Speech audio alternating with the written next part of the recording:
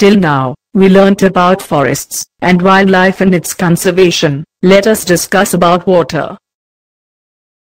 Water is a basic necessity for all the living forms of life, human beings, other animals as well as plants. Rain is a very important source for water. Let's discuss about uses of water.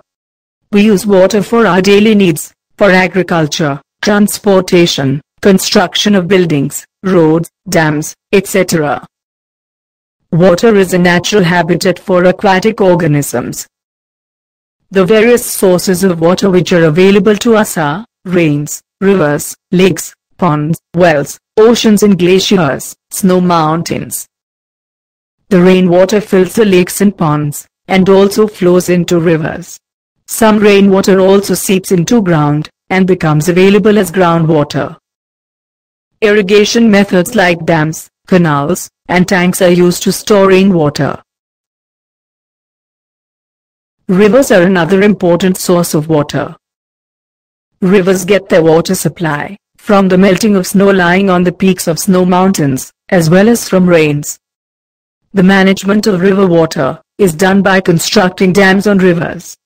Let us discuss about dams in detail. What is a dam? A dam is an artificial barrier, usually constructed across a stream channel to store water. In order to make proper use of river water, dams are constructed across the rivers to regulate the flow of water. Advantages of dams are: water from a dam is used for irrigation of fields through a network of canals. Water from a dam is supplied to the people in towns and cities through pipelines after suitable treatment. The falling or flowing water from the dam is used for generating electricity. Dams are also useful in controlling floods. Disadvantages of dams are: the constructions of high dams for conservation of water have few disadvantages.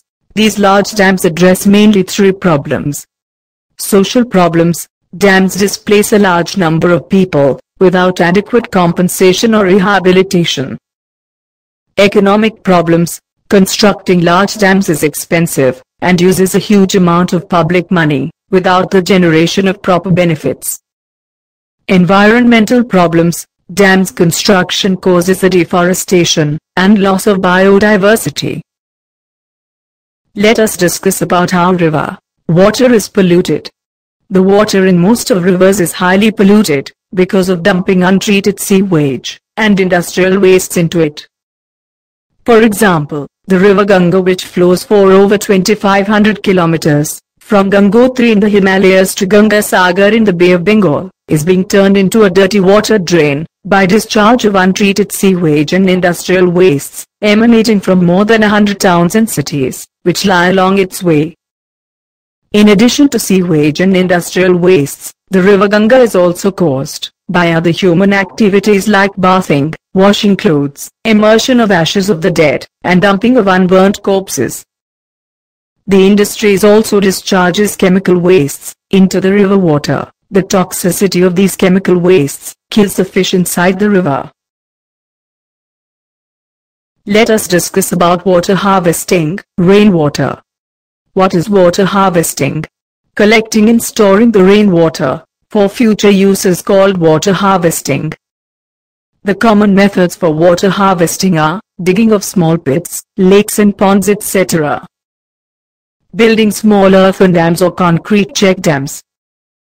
Construction of dikes, long walls on earth to trap rainwater. Construction of reservoirs. Construction of rooftop water collecting units in houses. Here we should note that all these methods of collecting and saving rainwater have recharged the depleting groundwater levels.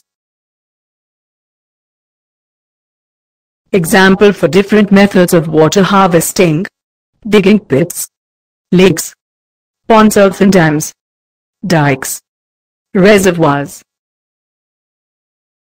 Example for different methods of rooftop water collecting: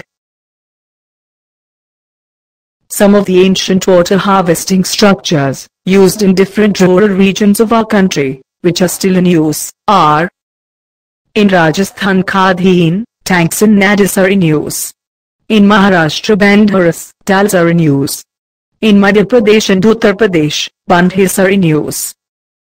In Bihar, ahars and pines are in use. In Himachal Pradesh, kulls are in use. In Jammu region, ponds are in use. In Tamil Nadu, eris, tanks, is in use. In Kerala, churangams are in use. In Karnataka, kattas are in use. We will now describe a traditional harvesting system for agriculture, called Khadin. This method is used in Rajasthan.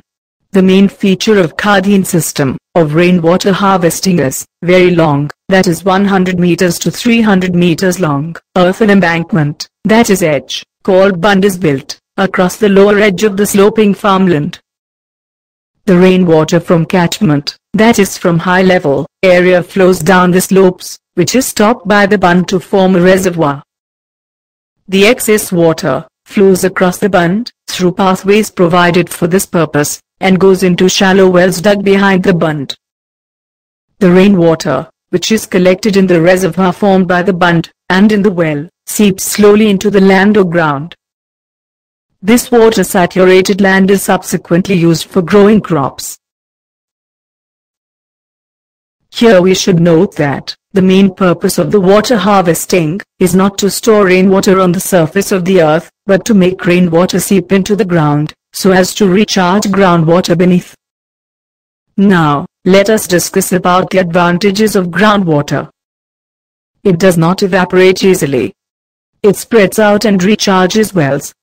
It provides moisture vegetation over a wide area. It does not provide reproduction grounds for mosquitoes and houseflies. The groundwater is not polluted easily by human and animal waste.